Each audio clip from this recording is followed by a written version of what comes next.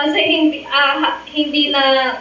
hindi gumagana yung pang-ano ng dysmenorrhea. Kaya yung ginagamit ko, pain reliever, yung Alaxan FR and then Mefenamic. Para talaga, at least itutulog ko ng 30 minutes, pagkising ko, wala na.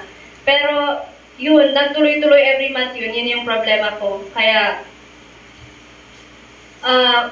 yung nasubok ko, yung kuya ko pa kasi yung gumagamit nito. Kaya, yung CMD muna, nung period ko, uminom ako ng 20 drops, meron yung mga lumabas na black yung mga itim na dugo. Pero hindi pa lumabas lahat doon. Kaya yung ginawa ko, nung nag-member ako yung gumamit ng yung Power Trio. And then itinuloy-tuloy ko lang yung CBF. Nung naubos ko yung CMD tapos yung juice, yung CBF na yung tinuloy-tuloy ko hanggang April 27. April 27, nagpa-practice kami doon kasi pang-fiesta sa amin. April 27, nanginginig ako. Tapos punta ako sa CR. Para may lumabas na and then makikita niyo yan sa sa timeline ko. Kasi pinost ko yun.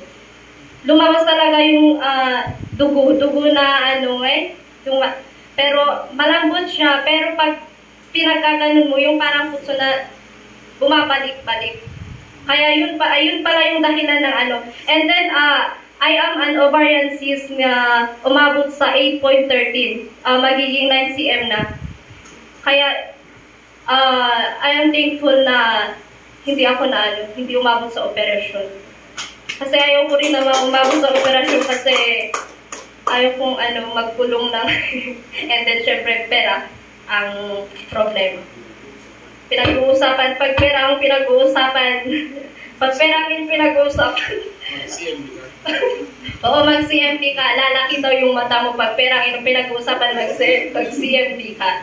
And then, yun kasi, pag talaga operasyon ang pinag-uusapan, malaking pera, hindi ka na makakapagtrabaho, magiging pabigat ka pa, paano mo magagawin yung responsibility mo. Kaya, ayaw mo namang maging pabigat sa mga, syempre, senior na ang parents, kaya huwag tayong pabigat.